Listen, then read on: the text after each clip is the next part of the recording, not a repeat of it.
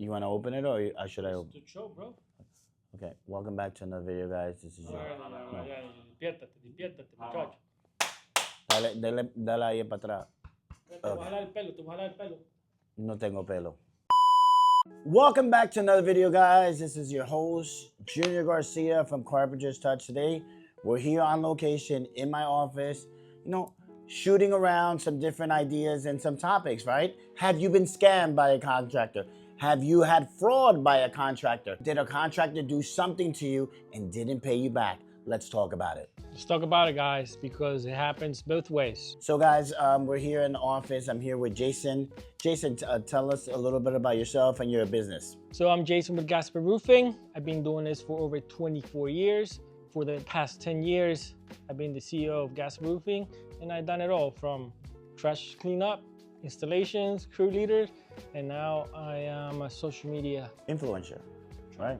So she's definitely a social media, but at the end of the day, you've been in the industry roughly around 20-something years, 24 doing roofing, doing siding, construction. So you've seen a lot of different things. So, back when I started, which was 21 years, we didn't have social media, right? We didn't have social media. We didn't have Google. We didn't have anything that way, right? So there was the only way you were able to hire a contractor if your family knew him, or you go in the yellow pages. That's generally where you would find a good contractor. But if you found a bad contractor, how do people know not to hire him? So in my time, there was a lot of bad contractors out there. It was a good old handshake, and then they would take your deposit and then they would scam you and not do the job. That's generally what would happen, right? So we want to talk about this. A little controversial, but it's the reality. It's still happening. It is still happening, right? And it's going to keep happening. Right. It's never going to stop. The only difference now is that social media plays a big role in it. So if you do have one and you post something about them and it's on social media, boom, it goes. And people will know not to hire that contractor. Let me stop you there before you go any further, because a lot of times homeowners are real quick to post when there is a bad experience. Right. They'll post something faster when it's a bad review than something is good. You know how many clients I've told them, hey, listen, you love the job. I love the job. I love the job, Junior. Can you write a review? Yeah, I'm going to write a review. Never writes a review. Yeah, so for all the homeowners that are watching this, if you have a good experience, please write a review. Put it out there so future customers see it and hire the same contractor. So please share your experience. Going back into being spam, I'm gonna say it's probably been around about 15 years ago. So 15 years ago, we was definitely in the other office.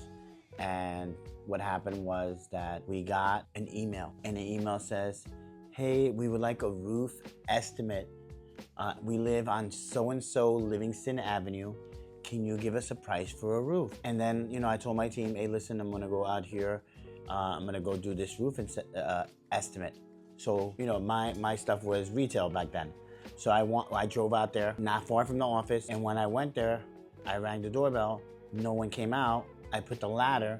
And then I started to do my inspections and measure the roof. Because back then I used to measure the roof by hand, right? We didn't have We're real roofers. We're real roofers, right? We didn't have Eagle View or nothing like that. Long story short, this lady comes out and she says, what are you doing? I said, your husband told me that he wants an estimate for the roof. My husband? I said, yeah, my husband couldn't have told you. I said, why? I got the email, look. My husband died last month. God, that's horrible. So now the situation she's yelling at me and screaming. I said, ma'am, I'll come down, no, not a problem. Her son drives to the house. He comes out he works for the township of Livingston, and he comes up and he goes, hey, I know who you are. You work here in town. I said, yeah, I'm over. I said, look at the email that we got saying that they wanted. It says, dude, I know somebody must have spam you or scam you because my dad passed away last month. That was crazy. So we started getting more of those, but generally this is how they would go, and you probably got them the same thing, right? It was saying, I'm in the hospital on a medical procedure. I would love to get a roof estimate. Can't talk. I can't talk, but you can catch me by emails or by text. blah blah blah, and that's it. And they would always do that, right? And then we kind of like, we already know you're spamming us, you're scamming us, right? To the point to go there and do an estimate. But people don't have nothing better to do, so they're gonna try to scam roofers that really are looking for a good lead, right? Yeah, another thing they put on their emails is, do you take credit cards? Right. Do you take credit cards? Right. Because they want to scam you afterwards. Yeah. So you will write your credit card information, right? You tell them, hey, whatever it is, okay, or give us your routing number and and also your account number, and then we'll send you a deposit. And then you're really getting scammed, right? They're gonna deduct money out of your account. So now that you're telling about that credit card, we did follow up. We got one of those emails, same thing. And then they say, you take credit cards. Say yes. And I said, let me see how far I can take this to bring it to the police station. So we give him the estimate, and at the end the guy said, you guys take credit cards? And it's like, yes, we take credit cards. So this is what I'm gonna do. I'm gonna run the credit card for 10,000, you keep 5, and you wire me 5. What? Yeah. And I'm friends with the chief in town, so right. I say, hey, this is what we got, and try to help see if you get busted. And he said, we get something like this every day. Wow. So it's not just you guys, they hit everybody. So every different industry, whether you're a landscaper, whether you're a painter, you're a plumber, or the HVAC guys, all industries are getting scammed out there, right? But we also wanted to talk about homeowners that are getting scammed, right? So the biggest problem out there that we still have is that, and I have to say this because a lot of people says, well, Junior, you was $5,000 more than the other guy. Correct, we get that a lot. We get that, you're just so high. They go with the cheap guy, and then what happens when they go with the cheap guy gives them they give them a deposit, and they string them along, and the project hasn't started for 2 or 3 months, and they string them along to a point, well, guess what? They're not doing the job, and they kept the deposit. So was it better for you to hire somebody reputable that you knew that what they were gonna do and say what they were gonna do, and and invest maybe $5,000 more? Or give it to the cheapest guy and then get running around? So it still happens. A lot of times with the homeowners, they think they're getting a good deal. Most likely they're not getting what they're supposed to get, because we, as contractors, we've been doing it for a long time, and I offer the best price possible for what I'm giving to the customers. Right. We're not cutting corners. We're doing everything by manufacturer specifications. So it's gonna cost you a little bit more. We ensure we got all these things that somebody that might starting won't have. Right. So you got to be careful, homeowners. Just do your homework. So easy now with social media. You go on the internet, and then you'll find good contracts out there. You'll find good contractors out, but sometimes it's too good to be true. That this guy's offering me, let's say, a roof, and there's like, wow, this guy is $5,000 cheaper, and they decide to go with that client, that contractor, and then they find out later. So I had previous clients that called me and say, Junior, a year later, it says, hey, Junior, would you mind giving us a price for a roof? So we have a CRM, guys. We cheat, right? Yeah. And so we look in the CRM. So we already know that you was a previous person that we gave them a price. And so we already know, okay, so we're saying the office that, wait, we have the quote here. So I said, well, I'll just go out again, and I'll just go out there for giggles and see what's going on. And the client says, hey, listen, this contractor that we went with, I know that we didn't go with you. They did the roof, and it's horrible. Can you try to fix this roof? And I said, I can't. I will go inspect, take the pictures, do the full inspection. I was like, wow, they really installed this bad. All the nails are popping out. The shingles, the shingle caps were flying off. So they didn't put aluminum to the chimney flashing, to the chimney. And so water was always coming in. And then the roof is so high, they were not going up there, but they knew that they were getting leaks. And then the contractor wouldn't call them back. So I told them, if you want me to do the job, I will definitely do it for you. You know how? Start from scratch. Start from scratch. Tear everything off so I can give you a warranty on the whole job, and you have a peace of mind, right? Sometimes you're paying that little extra for the peace of mind. I got somewhat similar story. They knock on the door. Right. So you got to be careful. Homeowners, use local guys. There's plenty of good local guys. Somebody knocked on the door, offered them a roof. They signed it. They went with it. They didn't have no leaks. They knew the roof was old, but they didn't have no leaks. Right. They finished the roof on Wednesday. It rained on Thursday and Friday. Leaks. So they didn't have no leaks. They replaced the roof, and they had 3 leaks. Can you believe that? I was better with the old roof. Yes, and then they call us Right. to do an inspection. Right. And it was like, can you fix it? I said, by law, listen guys, by law, you have to give that contractor a chance To fix it. to fix it. Right. So I said, listen, by law, I can't touch it. You're still under warranty. It's less than a week old. Right. Exactly. Wow. A week old. But I did a video about it, and it's on my channel. So if you want to go search for it, I mean, I feel bad for homeowners, but sometimes he called us when he had the problem. Why did he call us in the beginning? It was literally like 3 blocks from the office. Wow. And now when he has problems, then he calls me. Like, oh, come on, homeowners, you know better. So I was a young roofer, right? Un roofero joven, years ago, right? And in Livingston, remember Livingston, it was a hard town to do work.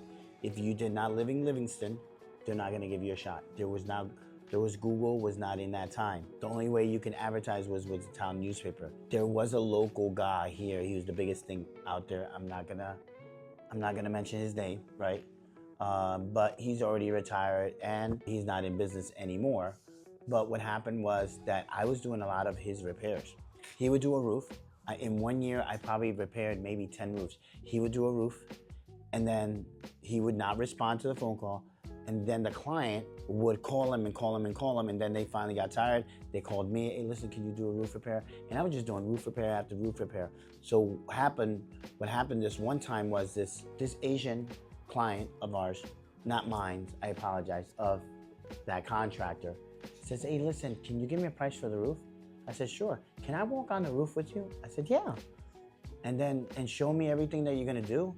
And we walked on the roof. It was like a pitch 6, so it was walkable, right?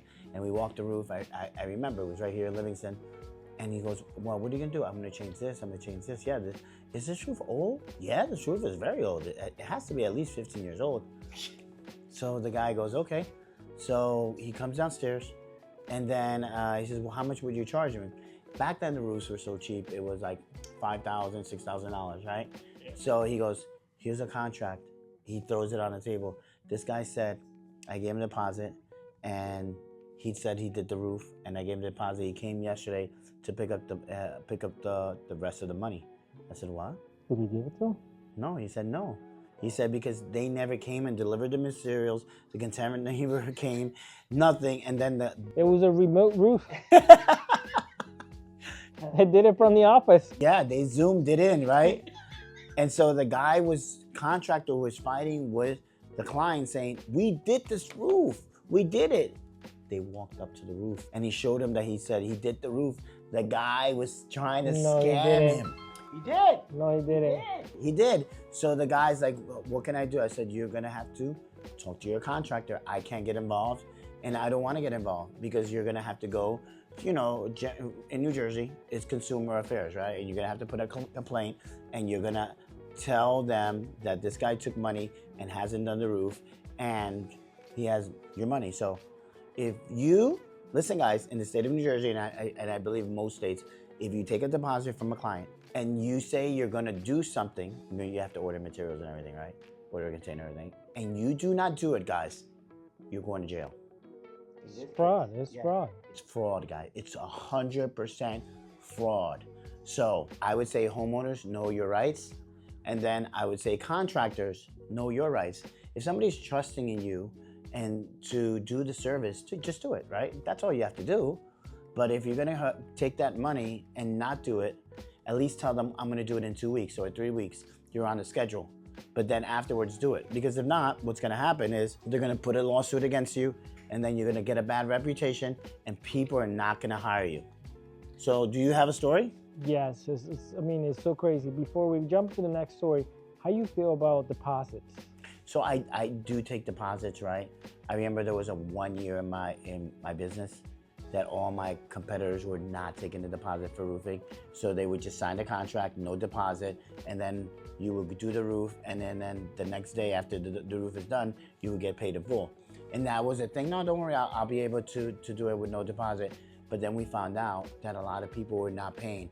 After we did the roof, we had about 2 people that would not pay afterwards. So now we were stuck in already for the materials and stuff. So I always tell clients, we need 50% upfront. If it's a siding job, it's like 35%, and then certain payment plan that you're gonna do, right? But that's how I feel about. So I was deposit, then not deposit. Now I'm back to deposit because they did the same thing to me. Okay. They say, good, like, it's not about the cash flow. I think it's about the commitment for the customer. Right. That you're committed with our company. Correct. Right. Because it happened to us where we did the job, and I swear to God, the homeowner said, after we complete the job, he goes, "Oh, I gotta pay you after you finish the job?" No, you don't have to pay us. No, we work for Your free. neighbor can pay us. We work for food. No, for cookies. Yeah. So then after that, we were like, listen, we gotta take deposits because at least we're not losing all the money. Right. But again, contractors, know your law. If you have the right contractor, beverage, and everything in there, you should be able to sue them and get a lien and all this stuff. So there's multiple steps, but we don't want to get there. We don't want to do. A good contractor that's been in business doesn't want to put a lien on no one's house, because we know it's a process. Yes. But if I feel that you scam me, I'm going to put a lien on your house. I am definitely going to go the extra mile, because what's going to happen is that you're going to do this to me, and you probably did it to landscaper, you're going to do it to HVAC guy, you're going to do it to the painter, and so forth, and you're going to keep on scamming. So yeah, generally that's what happens, Just to put it out there is good contractors and bad contractors. There is good homeowners and bad homeowners. It's not just one way. Right. Definitely, So you got to be careful. I wanted to talk about was a client that we went back in October. Back in October, we went to a house in Jersey City. It was a James Hardy siding job. So Diane went out to the siding job, and the lady said, "Can the owner as well come?" I said, "Yeah." I said, "I'll go out with you guys." And we started to take the pictures, and you can probably see the pictures passing by. So it was James Hardy lap siding, James Hardy shakes, James Hardy trim. Well, they got the whole thing. They got a whole thing. So what happened was that their house had mold. House had mold, and the insurance paid to knock down the whole house, right? And after they knocked it down, they hired a contractor. I'm not gonna mention his name. And that contractor built the house, and they gave him X amount of dollars. Plus, she had to pay some money as well. And she said, "We just want to know if the roof is installed right and the siding is installed right and the windows, because we're getting so many leaks. And I've been calling this contractor, and he's only thing No bueno. no bueno, no bueno." So as you're looking and you see in the pictures, the install was done by like an amateur carpenter, right? And the siding was detaching out the house. And she says, "Can you?" I said, "I can definitely write a report, and I can definitely write something, but you really need an engineer, right? Because if you're gonna sue this guy, you need an engineer. Then you have my price. You have, yeah." So she got scammed, right? He probably did, I'm gonna say about 75% of the work, but he almost got paid like 90-something% of the overall job, not including his extras that he said he wants. The building inspector said everything's good. No, we didn't. The building inspector says everything passed. That's oh God. So building inspectors, sometimes they piss me off because literally they don't know what they're doing. I mean, they should have failed that in order so the homeowner could feel better and, all right, what's going on? Let me figure this out, because he's saying it's not good, and now I'm not going to pay him until he fix it. Yeah. So for us, if you're in the state of New Jersey, on the back of every card, that yellow card, the permit, it says, "Do not pay your last payment to the contractor until all inspections are passed." right, by the building department, right? So you have that right as a homeowner, right, to not pay. But we are sometimes naive. I mean, I'm a homeowner too, and sometimes we're like, oh, okay, no. And what happens is that we get scammed, right? And we're chasing this contractor and chasing this contractor and chasing them. So, you know, I wanted to kind of bring this out.